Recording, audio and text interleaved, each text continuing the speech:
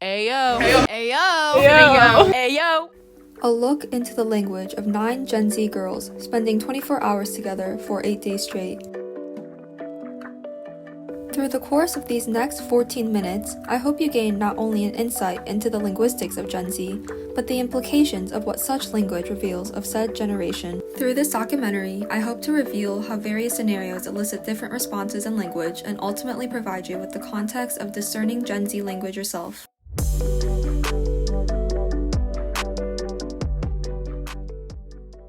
So much earlier than we would have left. There you go. Car. Other than the one Ayo check deemed necessary by girl N, the car is filled with the silence of 7 teenagers and 1 adult, the latter holding the burden of coexisting with said teenagers for the next 18 hours in a car. How did I name myself? Yet, the car is soon filled with the cries of 1 injured. Girl C resorts to tending to her wounds with an oil blotting sheet.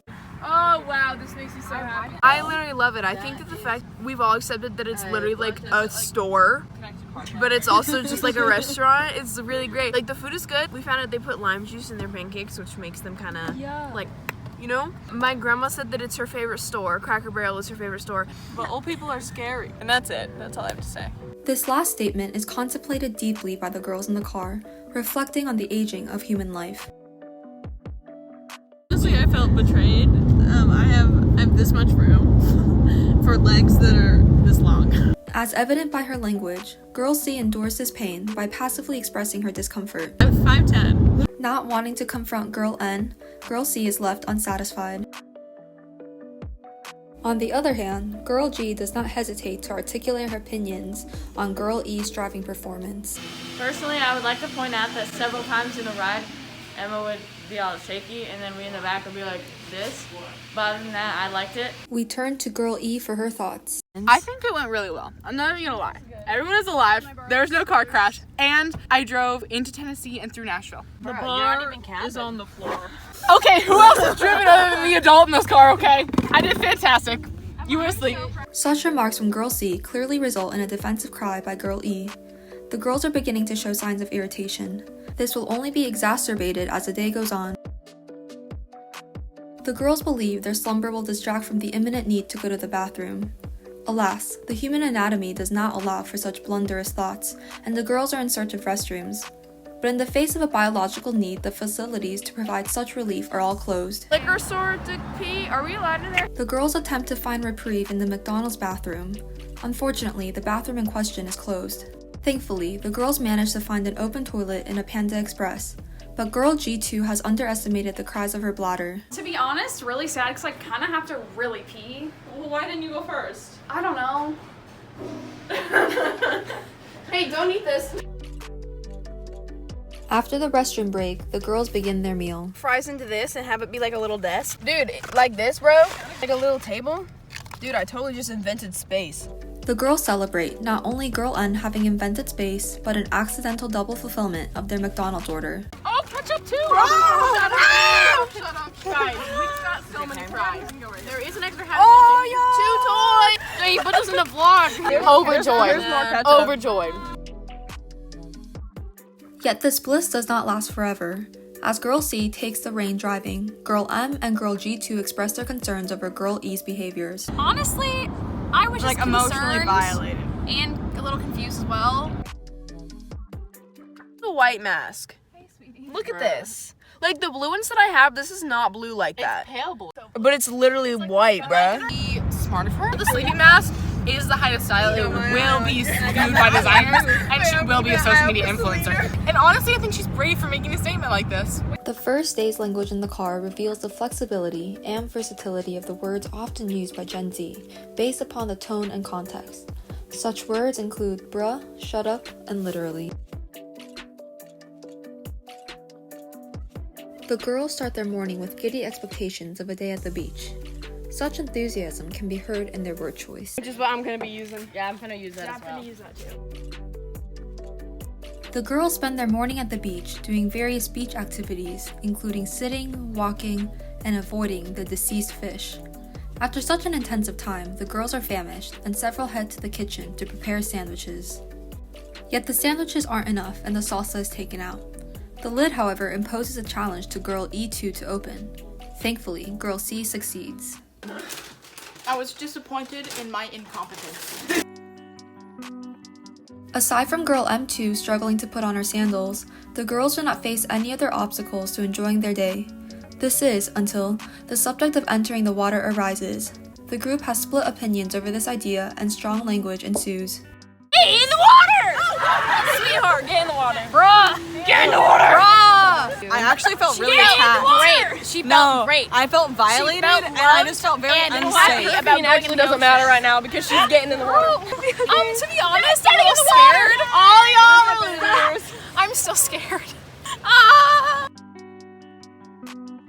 While half of the girls have a tormentous fight about getting in the water, the other half also endures tragedy, as expressed by the background screaming in the previous clips. Girl E is not handling loss well, and her teammate, Girl N, gives an encouraging message. Stand up, bro! We have to play this game! Spikeball and the ocean are exhausting for the girls, and they prepare dinner, but Girl N struggles to eat her dinner in peace. Get it off the floor yet, I have to take it.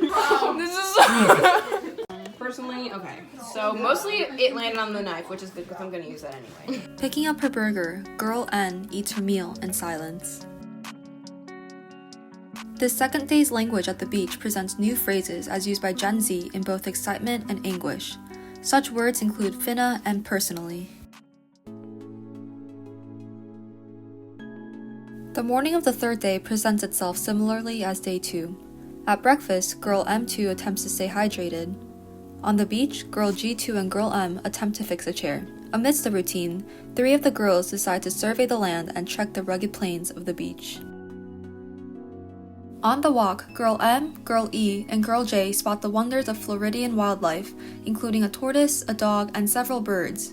Girl J, however, seems to be reluctant to walk near the birds. I'm scared. They're not gonna poop on you. You're very scared of getting a germ poop on you. The girls reunite to take photos together at sunset on the beach. The unofficial uniform for the majority of the group seems to be sweatpants and a tank top. Girl G feels the pressure to conform and takes off her sweatshirt. The boost of confidence from taking pictures also compels Girl G to teach Girl N essential life skills. I thought, am I in a sorority without knowing it? The answer is yes. Aside from spilling a whole container of salt, dinner is made successfully using the grill. More notable words and phrases are said at dinner. Literally. Is this a new one? Literally, bro. What? The chicken is deemed dry by Girl N, but Girl M defends herself. I messed up because I didn't pay attention. The flame was very high on the grill, okay? It's so good. Girl E enjoys the meal. Post-dinner, the girls exchange gifts. Shut that literally up. The day wraps up with tears of joy shed by Girl E. This third day's language recycles words used in the past few days in different patterns, an example being, shut the literally up. As some of the girls get ready for the day, Girl G, Girl E2, and Girl M2 find a coconut. They attempt to open the coconut so that they might reap the benefits of having an open coconut. This ain't looking too good. The rest of the day involves Girl G2 finding her coffee completely frozen, and the girls documenting the pretty landscape by the beach by taking pictures of themselves.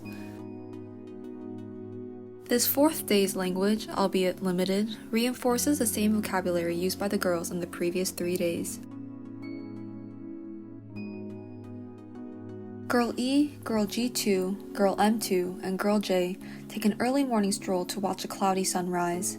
Upon hearing that Girl J got 3 hours of sleep due to assisting Girl M taking care of a sick Girl E2 in the middle of the night, the 3 other girls suggest a cafe breakfast and a drive around the island.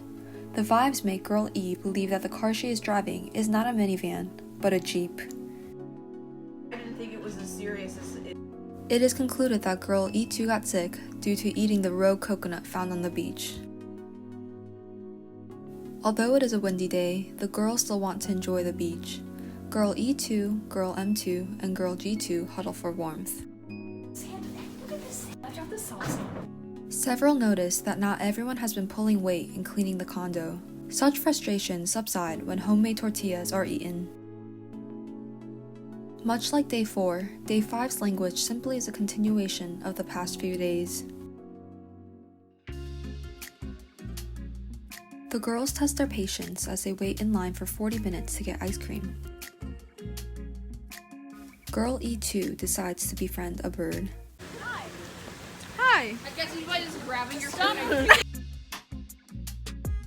The girls get ready to celebrate ushering in the new year with their friends. We rattle this town, we rattle this scene. Today's language is filled with celebration and lyrics of Anna Sun by Walk the Moon. Okay, yes, this is good. No, shut up. Natalie's retainer fell out. We can't find it. We need you all to come over. The girls bring in this windy new year by searching for Girl N's missing retainer, which flew out of her mouth as she was walking on the beach. Miraculously, Girl C finds it, saving not only the day, but the year. Watching the first sunrise of 2021, Girl M2 wants to commemorate this moment and trip by partaking in middle-aged women activities, such as writing names in the sand. The proper way to celebrate the new year is to eat well. The girls eat a big breakfast, a fresh salad, and even try oysters given to them from a stranger. The girls move on to dinner. Girl J thoroughly enjoys her sandwich, but Girl E2 seems to regret her choice. I should have gone burger. This is nothing. Oh my god, that's like provided. This is nothing. Elated about the food, Girl G decides to voice her emotions.